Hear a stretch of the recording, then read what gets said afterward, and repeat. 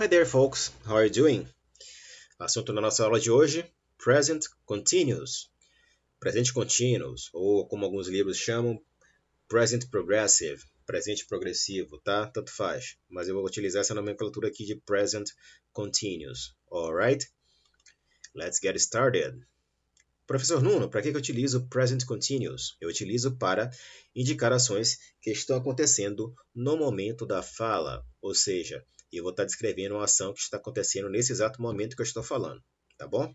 Vamos ver alguns exemplos. The sky is getting clear.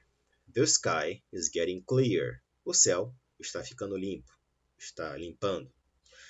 Nesse momento que eu estou falando, o céu está ficando mais limpo, ou seja, alguns instantes atrás estava nublado, só que agora o céu está ficando claro. Então, eu utilizo o present continuous. Another example. He is working in the garden. He is working in the garden. Ele está trabalhando no jardim. Essa ação está ocorrendo no exato momento que eu estou descrevendo. Então, eu utilizo o present continuous. Alright? Outro exemplo. It is raining in the park. It is raining in the park. Está chovendo no parque. Michael is answering the phone. Michael is answering the phone. Michael está Michael está atendendo ao telefone. Como é que eu formo frases na forma afirmativa do present continuous? A gente vai ver isso agora, tá? Eu tenho uma regrinha básica. Eu vou ter que utilizar esses 4 elementos aqui. Sujeito, o verbo to be, em uma dessas 3 formas aqui, am, is ou are, que a gente já viu em anos anteriores, tá? Verbo to be. O verbo principal, e seguido do ing. O verbo que eu vou utilizar para fazer a frase aqui, nesse caso, vai ser o verbo open, abrir. Tá bom? Aqui eu tenho o sujeito da frase, que no caso está representado pelos pronomes. Lembrando que eu posso trocar os pronomes por nome de pessoas ou objetos, tá? Por exemplo, he significa ele. Eu posso colocar o nome de um homem aqui, tá? She, nome de mulher. Eu posso colocar o nome de uma mulher. E assim sucessivamente, tá? Aqui eu tenho o verbo to be, nessa coluna. Am, are ou is, como a gente viu aqui. Aqui eu tenho uma coluna que está o verbo principal e depois dele vem o ing, que é o indicativo do gerúndio em língua inglesa, tá? E aqui complemento da frase. Exemplo: I am opening the window. Eu estou abrindo a janela. He is opening the window. Ele está abrindo a janela. We are opening the window. Nós estamos abrindo a janela. Tá? Então, essa é a estrutura básica do present continuous na forma afirmativa. Aqui está a regrinha, tá? Sujeito, am, is ou are, verbo e o ing. Vamos ver mais alguns exemplos. Mary is opening the window. Mary is opening the window. Maria está abrindo a janela. Julius is driving a fancy car. Julius is driving a fancy car. Julius está dirigindo um carro bacana, um carro descolado, tá bom?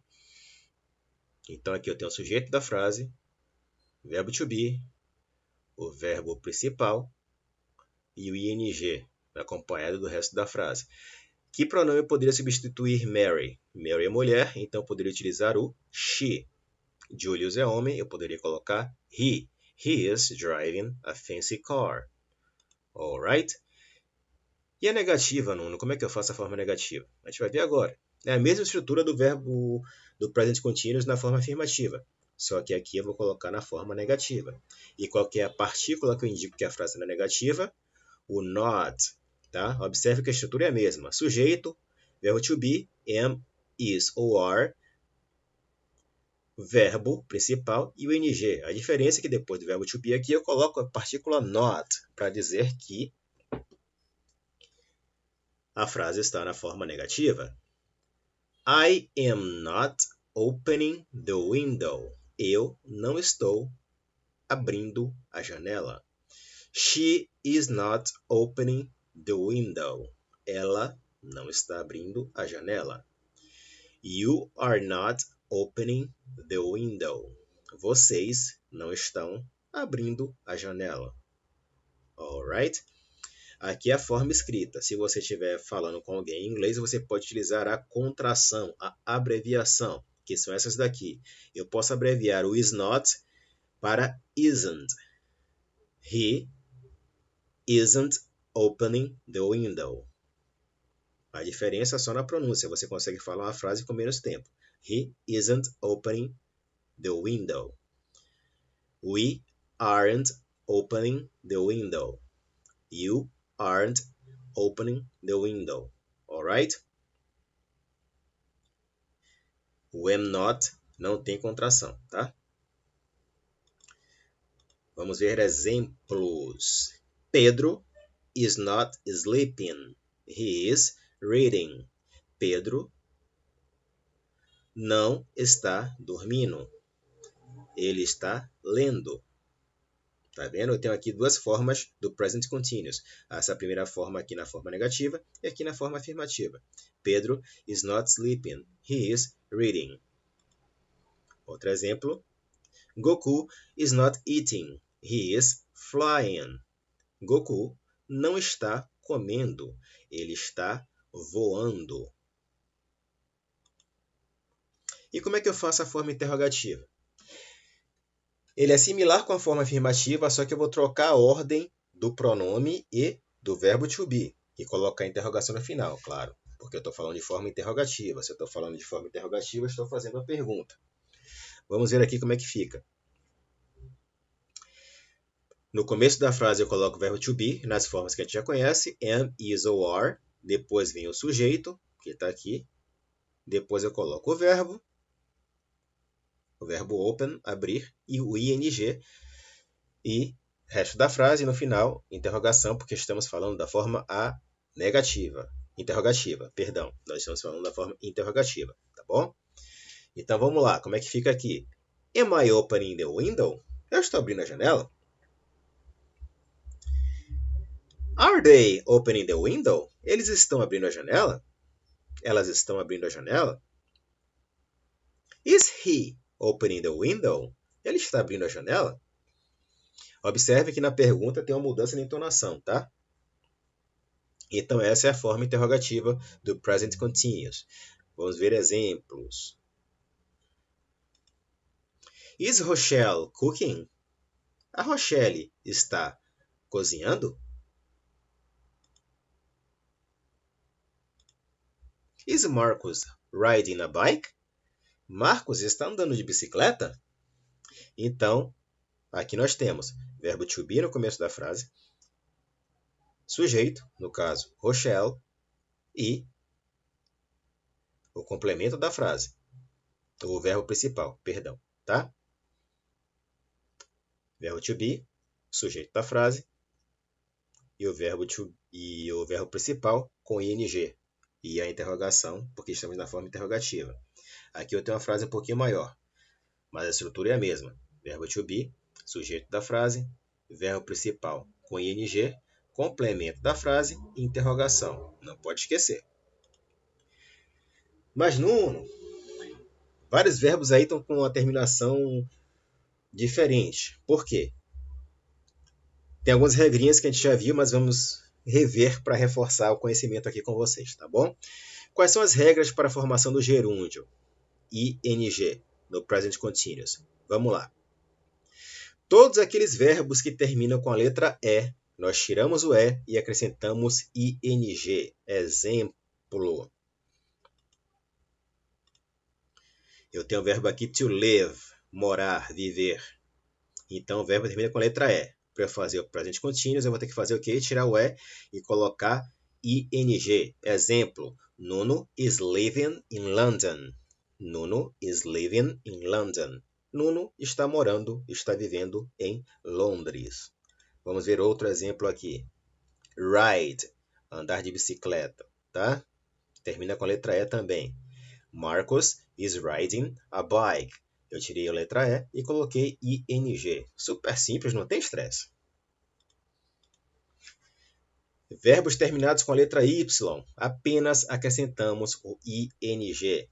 Vamos lá ver exemplo? Buy. O que é que ela está fazendo? Está comprando. Buy, comprar. She is buying a gift to her mother. She is buying a gift to her mother. Ela está comprando um presente para a mãe dela. Observem que eu deixei o Y e coloquei apenas ing, tá? Study. Uma coisa que vocês fazem todos os dias. Se não fazem, deveriam fazer, tá? Estudar.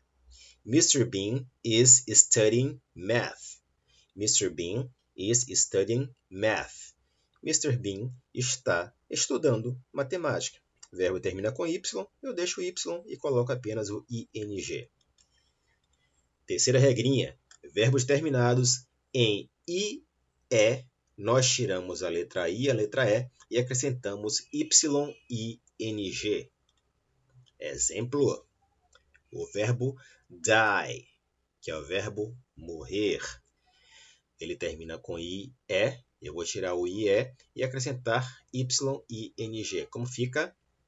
Fica assim. Many people are dying from the novel coronavirus. Many people are dying from the novel coronavirus. Muitas pessoas estão morrendo por causa do novo coronavírus, tá?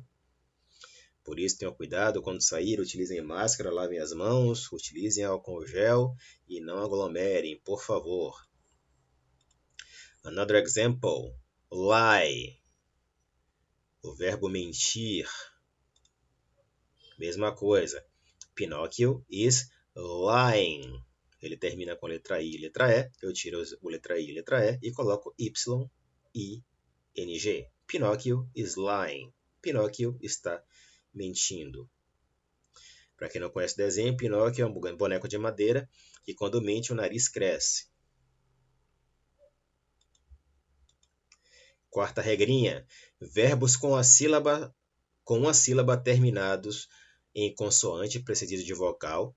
Repetimos a última consoante e acrescentamos ing. Verbos com uma sílaba, ou seja, verbos monossílabos terminados em consoante precedida de vogal. Repetimos a última consoante e acrescentamos ing. Vamos ver um exemplo aqui para ficar mais fácil. Eu tenho esse verbo aqui em inglês, verbo stop. Stop significa o quê? Parar. Ele só tem uma sílaba. Então, ele termina em consoante, mas antes dessa consoante eu tenho uma vogal. Tá vendo aqui? O que é que eu vou fazer? Eu vou repetir essa última consoante e acrescentar ing. The clown is stopping the car. The clown is stopping the car. O palhaço está parando o carro. Eu repeti a consoante e coloquei ing. Outro exemplo. Rob. Roubar.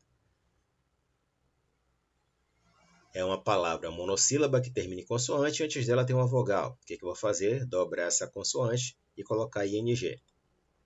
That guy is robbing the store. Aquele cara está roubando a loja. That guy is robbing the store. Quinta regra, verbos com duas sílabas, ou seja, verbos dissílabos, com a segunda sílaba tônica, ou seja, a sílaba mais forte, repetimos a última consoante e acrescentamos ing.